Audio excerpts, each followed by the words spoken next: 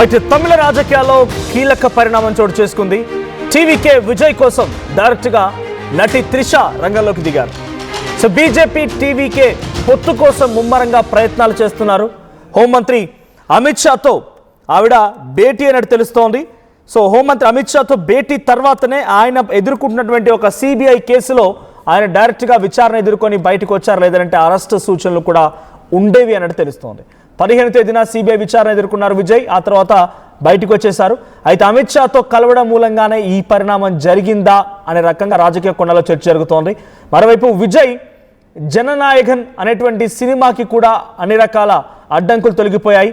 త్వరలోనే సినిమాకి censor certification కూడా రాబోతోంది.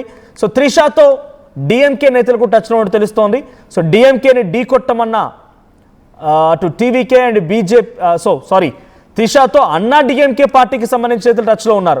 సో డిఎంకే ప్రస్తుతం అధికారంలో ఉన్న పార్టీ. ఆ అధికారంలో ఉన్నటువంటి పార్టీని టీవీకే, బీజేపీ అండ్ అన్నా డిఎంకే కూటమి ఢీ కొట్టే పరిస్థితి కనబడుతోంది.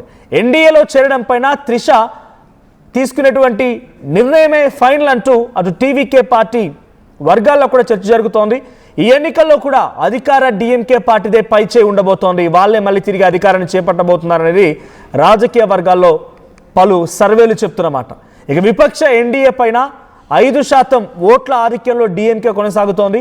అయితే విజయ్ ఇండివిజువల్గా పోటీ చేస్తే 12% ఓట్లు రావచ్చని పలు సర్వేలు చెప్తున్నాయి. అయితే ఎలాగైనా టీవీకేని తమలో కలుపుకుంటే ఇక్కడ బీజేపీ కూటమి అధికారంలోకి వస్తుంది. కాబట్టి కింగ్ మేకర్ కూడా టీవీకే విజయ్ అయ్యే అవకాశం ఉన్నట్టు తెలుస్తోంది. తమిళ రాజకీయాల్లో కింగ్ మేకర్గా విజయ్ కాబోతున్నారా అంటే ఇప్పుడున్నటువంటి సిచ్యువేషన్ చూస్తూ ఉంటే బీజేపీతో కలిస్తే ఆ పరిస్థితి ఉంటుందా? ఆ పోలింగ్ పర్సెంటేజ్ నిజంగానే టీవీకే విజయ్ని సీఎం కుర్చీలో కూర్చోబెడతాయా? చూడాలి ఏం జరిగిద్దో. బట్ ఇప్పటివరకు ఎదుర్కొన్న కేసుల్లో ఆయన చాలా కీలకమైన కేసులు ఎదుర్కొంటున్నారు. సో తమిళగా వెట్రి కజగం అనేటువంటి పార్టీ ఏర్పాటు చేసిన తర్వాత ఒక మేజర్ పబ్లిక్ కార్నర్ మీటింగ్ని అరేంజ్ చేశారు ఆయన. దాంట్లో కరూర్ జిల్లాలో అరేంజ్ చేసిన ఈ మీటింగ్లో అక్కడ తొక్కేసిన 40 మంది చనిపోయారు. సో పోలీసులు ఆయన పైన కేసు రిజిస్టర్ చేశారు. ఆ తర్వాత సిబిఐ ఇన్వాల్వ్ అయింది. సిబిఐ కూడా అక్కడికి నమోదు చేశారు. ఆ తర్వాత 53 minor cases for unauthorised banners and holdings. So హోర్డింగ్లు, బ్యానర్లు పెట్టారని చెప్పి 53 చిన్న చిన్న కేసులు ఉన్నాయి. సో ఇటు కరూర్ సంబంధించిన ఘటనలోనే సిబిఐ ఎంక్వైరీ స్టార్ట్ అయింది. దాంట్లో 15వ తేదీన సిబిఐ ఎంక్వైరీ చేసింది విజయ్ని. సో ఎంక్వైరీ సమయంలో ఆయన డైరెక్ట్గా బయటకు వచ్చేసారు. ఎంక్వైరీ పూర్తయిన తర్వాత అంటే దానికి main biggest reason Trisha Amit షాతో భేటీ అవడమే. సో త్రిష భేటీ తర్వాతే అమిత్ షా నుంచి ఆయనకి కొంత సిబిఐ ఎంక్వైరీ తర్వాత బయటకు వెళ్ళడానికి అవకాశం దొరకడమే కాకుండా జననాయకన్ అనేటువంటి సినిమా కూడా అన్ని రకాల అడ్డంకులు తొలగిపోయాయి. సో సెన్సార్ సర్టిఫికేషన్ వచ్చిందంటే ఇక సినిమా పట్టాలు ఎక్కడమే, సినిమా రిలీజ్కి సిద్ధంగా ఉంది. సో ఇప్పుడు విజయ్ కూడా ఇండివిజువల్గా పలు సర్వేలు చెప్తున్న వివరాల ప్రకారంగా 12% ఓట్లని కొల్లగొట్టే అవకాశం ఉంది ఇండివిజువల్గా తమిళ ఎలక్షన్స్లో. అయితే ఆ ఎలక్షన్స్లో డిఎంకేని ఢీ కొట్టాలంటే అన్నా డిఎంకే, బీజేపీ ఇప్పటికే 2 కలిసిపోయాయి. ఈ రెండింటికి ఇప్పుడు ఆ స్థాయిలో ఎలివేషన్ లేదు. డిఎంకే అధికార పార్టీని కొల్లగొట్టే అవకాశము లేదు. దీంతో ఎలాగైనా సరే విజయ్కి ఉన్నటువంటి ఆ 12% ఓటింగ్ని కూడా తన వైపుగా తిప్పుకుంటే బీజేపీ అక్కడ అధికారంలోకి చేజిక్కించుకునే అవకాశం ఉంటుంది. సో ఎన్డీఏ కూటమి అక్కడ అధికారం చేపడుతుంది. ఆ తర్వాత ఒకవేళ నిజంగా అవసరమే అనుకుంటే ఇక్కడ విజయ్ని సైతం ముఖ్యమంత్రి చేసిన ఆశ్చర్యపోకండి. బికాజ్ కింగ్ మేకర్ కాబోతున్నాడు. 12% ఓట్ షేర్తో ఆయన కూడా చాలా కీలకంగా మారే అవకాశం ఉంది కాబట్టి. సో ప్రజెంట్ ఏం జరిగిందో చూడాలి. బట్ ఏదేమైనా త్రిష అండ్ అమిత్ షాల భేటీ ఇప్పుడు హాట్ టాపిక్గా మారింది. మరోవైపు అటు పార్టీ వర్గాల్లో తమిళగా వెట్రి కజగం అనేటువంటి పార్టీ టీవీకే పార్టీలో కూడా, అంటే విజయ్ స్థాపించిన పార్టీలో కూడా ఒక చర్చ ఏంటంటే త్రిష ఏది చెప్తే పార్టీలో అదే ఫైనల్ అవుతోంది. త్రిష నిర్ణయం మేరకే పార్టీలో చాలా కీలక నిర్ణయాలు తీసుకుంటున్నారంట.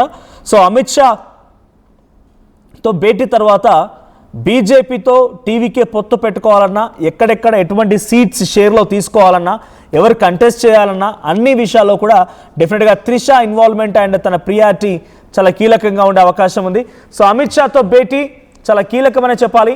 సో అమిత్ షా భేటీలో త్రిష ఏం మాట్లాడుకొచ్చారు, అసలు ఎలా కన్విన్స్ చేయగలిగారు, విజయ్ని ఎలా కన్విన్స్ చేశారు, సో విజయ్ని అసలు ఇండివిజువల్గా వెళ్ళాలి అనే ఆలోచనతో ఉన్నటువంటి ఇండివిజువల్గా వెళ్ళాలన్న ఆలోచనతో ఉన్నటువంటి టీవీకే పార్టీ అధినేత విజయ్ని అసలు త్రిషాతో అమిత్ షాని భేటీ జరిపించి ఆ పొత్తుని కుదుర్చడం కోసం డైరెక్ట్గా ఇప్పుడు విజయ్ పావులు కలుపుతున్నారా?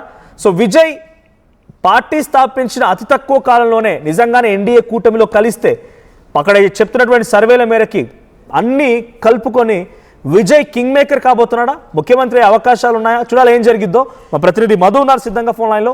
రైట్. సో మధు, ఏంటి టీవీకే పార్టీ విజయ్ ఇండివిజువల్గా పార్టీని స్థాపించి అక్కడ రాజకీయ పరిణామాలని రాజకీయ ముఖ చిత్రాన్ని మార్చాలని ఒక ఆలోచనతో ఉన్నట్టుగానే తన మొదటి సభా సమావేశాల్లో మాట్లాడుకొచ్చారు, పెద్ద ఎత్తున స్పీచ్లు ఇచ్చారంతా జరిగిపోయింది. ఇప్పుడు బీజేపీతో పొత్తు కడతానంటున్నారు. బేసిక్గా తమిళ్ అంటేనే అక్కడ రైటిస్ట్కి అవకాశం కల్పించరు, బీజేపీకి అంతా ఈజీ స్కోప్ ఇవ్వరు. సో గతంలో జయలలిత అయినా, తర్వాత ఇప్పుడు డిఎంకే స్టాలిన్ అయినా, అంతకంటే మునుపు చాలామంది హేమాహేమిలు ఎవరు కూడా అక్కడ బీజేపీని ఎంట్రీ ఇవ్వడానికి అవకాశం కల్పించలేదు. సో చాలామంది అటు రజనీకాంత్ పెట్టాలనుకున్నారు, కమల్ హాసన్ పెట్టాలనుకున్నారు, పార్టీ ఎట్టకేలకు విజయ్ పెట్టారు, సక్సెస్ఫుల్గా వెళ్తూ ఉన్నారు. సో బీజేపీ ఎంట్రీకి విజయ్ని వాడుకుంటుందా బీజేపీ, లేదంటే బీజేపీ వస్తే ప్రభుత్వాన్ని చేపట్టే అవకాశం ఉంది, నాకు అవకాశం ఉంటుంది ముఖ్యమంత్రిగా అంటే విజయ్ భావిస్తున్నారా? ఈ మధ్యలో త్రిష ఎందుకు ఎంట్రీ ఇవ్వాల్సి వచ్చింది? ఎగ్జాక్ట్లీ, నిజంగానే కాస్త ఇంట్రెస్టింగ్ గా మారుతా ఉన్నాయి తమిళనాడుకి సంబంధించినటువంటి పాలిటిక్స్. ఈ మధ్య కాలంలో విజయ్ వార్తల్లో ఉంటున్నాడు. టీవీకి పార్టీ పెట్టిన తర్వాత ఒక ప్రచార సభలో అక్కడ అభిమానులు చనిపోయిన తర్వాత సిబిఐ ఎంక్వైరీ చేయడం, ఎంక్వైరీలో భాగంగా రీసెంట్ గా విజయ్ ని పిలిచినటువంటి పరిస్థితి. గతంలో కూడా పన్ను ఎగవేతకు సంబంధించినటువంటి విషయంలో కూడా ఆరోపణలు ఎదుర్కొంటున్నారు. సో వీటన్నిటి నేపథ్యంలో ఆయన పొలిటికల్ ఎంట్రీ కాస్త కాంట్రవర్షియల్ గా మారింది. ఈ మధ్య ఆయన భార్య బయటకు వచ్చి ఇల్లీగల్ అఫైర్స్ ఉన్నాయి విజయ్ కి, సో ఆయన ఒక హీరోయిన్ తో, టాప్ హీరోయిన్ తో అఫైర్స్ కొనసాగిస్తా ఉన్నారు, నేను ఉండలేను, చాలా సందర్భాల్లో చెప్పాను, ఆయన వినట్లేదు, నన్ను నెగ్లెక్ట్ చేస్తా ఉన్నారు, ఆయనతో పాటు నేను ఉండలేను అంటూ డైవర్స్ నోటీస్ పంపించినటువంటి పరిస్థితి. ఇన్ని వివాదాల మధ్య ఒక్కసారిగా రీసెంట్ గా విజయ్ ఒక పెళ్లి ఫంక్షన్ కి వెళ్లారు. ఆ పెళ్లిలో త్రిషను వెంటబెట్టుకొని కారులో నుంచి దిగి పెళ్లికి అటెండ్ అయ్యారు, వెళ్ళిపోయినటువంటి పరిస్థితి. ఇంతవరకు బాగానే ఉంది చర్చ. కానీ బీజేపీ ఒకవేళ అక్కడ ఎన్డీఏ ప్రభుత్వం ఏర్పాటైతే విజయ్ ని డిప్యూటీ సీఎం ఆఫర్ చేసినట్టుగా కూడా వార్తలు వినిపించాయి మనకు. అంటే మీరు డిఎంకే వైపు వెళ్ళొద్దు, పూర్తి సాగు ఎన్డీఏకు మద్దతు ఇచ్చేలాగా పొత్తు కుదుర్చుకుంటే ఫ్యూచర్ లో అన్నా డిఎంకే, బీజేపీ, టీవీకే ఈ మూడు పార్టీలు కలిసి గవర్నమెంట్ కనుక అలయన్స్ లో కనుక ఏర్పాటు చేస్తే, లైక్ మహారాష్ట్రలో కానీ, బీహార్ లో కానీ, ఇక్కడ ఆంధ్రప్రదేశ్ లో కొనసాగుతున్నట్టుగా ఒకవేళ ఎన్డీఏ గవర్నమెంట్ గా ఏర్పడితే మీకు డిప్యూటీ సీఎం ఆఫర్ చేస్తున్నాం అనేటువంటి ఒక సమాచారాన్ని కూడా చేరవేసినట్టుగా తెలిసింది. దాన్ని తిరస్కరించినట్టుగా తెలిసింది విజయ్.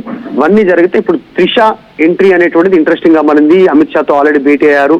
ఇప్పుడు ఎన్డీఏలోకి బీజేపీకి, టీవీకేకి ఇద్దరి మధ్య పొత్తు కుదిర్చేటువంటి పని ప్రస్తుతం త్రిష తీసుకున్నారనేటువంటి చర్చ కూడా కొనసాగుతా ఉంది. మరి ఆ రాజకీయంగా ఎట్లాంటి సమీకరణాలు ఉంటాయి అనేటువంటి కాస్త చర్చ అయితే కొనసాగుతా ఉంది.